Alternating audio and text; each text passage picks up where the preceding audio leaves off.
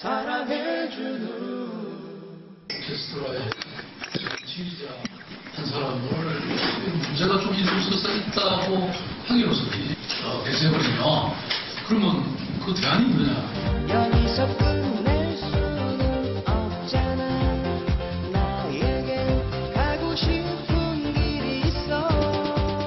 세금으로 급여를 받는 사람 중에서 아마도 가장 높은 보수를 받는 분이 정명훈 감독이 아닐까 싶습니다. 9년간 한 번도 시위에 출석하여 자신의 의견을 밝히는 자리가 없었다는 점은 내가 무슨 문제가 있어. 그건 뭐, this is not even a problem. 그리고 그건 따로 해결을 내가 잘못한 거 있으면 그건 알려질 거고. 넘어지지 않을 거야. 나는 문제 없어. 자, 무려 141억 원의 서울 시민의 세금을 급여로 챙긴 정명훈 서울시장 예술감독. 바로 황제로 지금 서울시장에 군림하고 있다 이런 평가가 나오고 있는데 이 뒤에는 박원순 시장의 든든한 뒷배가 있다는 게 지금 드러나고 있습니다. 자, 자세한 얘기 조수인 차장하고 해보겠습니다.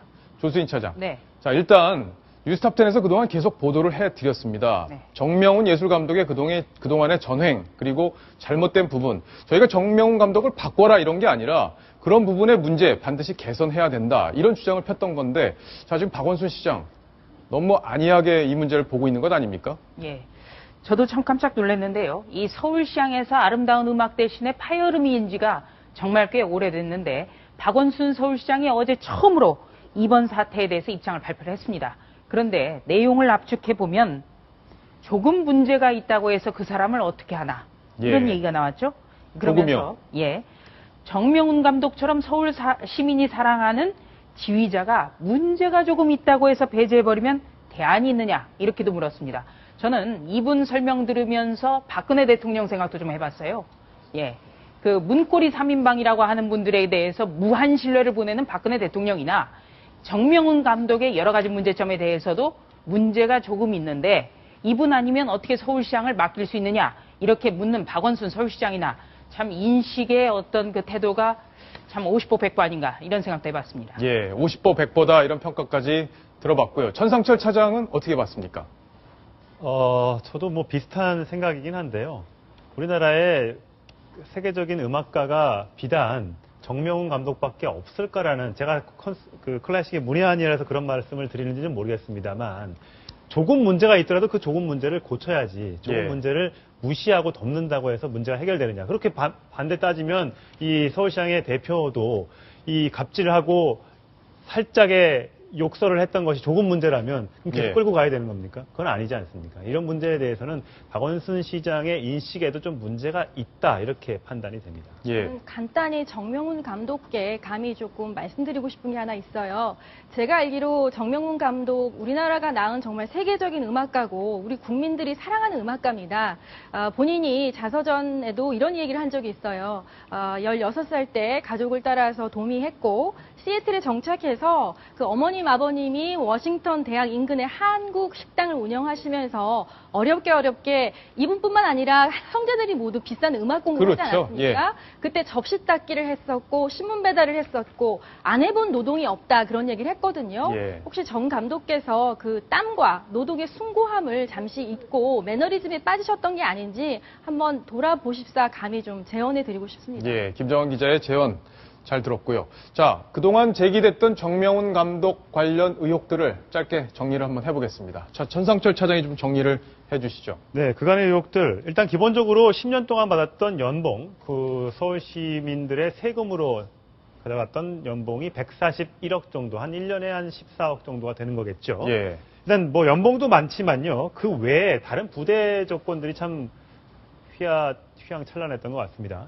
이 어디 해외에 나가서 연주를 할 때 본인은 물론이고 물론 서울시향의 연주를 위해서 해외에 나갈 때 본인은 물론이고 부인까지 퍼스트 클래스의 항공권을 무한 제공한다는 조건이 있습니다. 물론 계약서에 있기 때문에 저대로 한다고 해서 문제가 되지는 않겠지만 일반 국민들이 봤을 때 부인까지 굳이 퍼스트 클래스를 태워서 나가야 되느냐 이런 논란이 있을 수 있고요. 그다음에 또 서울시향 본인의 업무는 서울시향의 지휘일 텐데 서울시향의 본연 지휘라는 본 업무보다는 개인 재단에 더 집중을 했다. 예. 국내에 머무르는 기간은 한 서너 달밖에 안 됐고 국내에서 서울시장을 지휘하는 것도 5번 정도밖에 안 됐던 반면에 해외 공연의 일정에 맞춰서 국내 서울시장의 공연 일정을 연기하고 늦추고 예. 당기고 뭐 이랬던 일이 많고 또 둘째와 셋째 아들의 어떤 공연이나 어떤 음반 기획사의 일도 많이 돌봐주면서 본업을 좀 등한시한 것 아니냐 이런 지적이 있었고요. 또 밑에 보면 두 아들 관련 활동에 주력을 예. 했다는 말이 나오는데 이런 부분들이 계약서에 물론 있다 하더라도 국민들에게 공감을 받긴 좀 어려운 대목이 아닌가. 그래서 논란이 되고 있다고 생각이 듭니다. 예. 자, 지금 또 시청자 질문이 하나 들어왔습니다. 이번엔 조수진 차장께 질문이 왔습니다. 자, 박원순 시장이 정명훈 감독의 손을 들어주면서 이렇게 얘기를 했죠. 클래식을 사랑하는 20, 30만 시민이 있다. 연 110억 원 시민 혈세를 받는 단체라면 정명훈 감독보다 훌륭한 감독이라고 해도 더 투명하게 해야 하지 않겠냐라는 지적을 해주셨는데요. 이 지적에 대해서 좀 평가를 해주십시오. 예, 저도 이제 뉴스톱10에 몇 번 나오다 보니까 정확하게 수치를 기억을 하고 있는데요. 이 서울시장을 운영하는 데 있어서 그 한 해 들어가는 필요한 돈이 180억 원입니다. 이 가운데 서울시가 지원하는 금액이 110억 원으로 알고 예. 있습니다. 자, 서울시의 예산이 들어간다. 이거는 그렇다면 이 서울시의 철저한 관리 감독을 받아야 된다라는 그 점을 전제로 하고 있는 겁니다. 그리고 정명훈 감독은 정말 세계적인 감독이지만 이 세계적인 감독에게서 아름다운 음악이 나오려면 바로 자신의 인격과 그리고 어떤 그 철저한 자기 준비가 전제가 돼야 된다고 저는 봅니다. 예, 조수진 차장의 분석까지 잘 정리를 해봤습니다. 이번 논란 여기까지 정리를 하겠고요.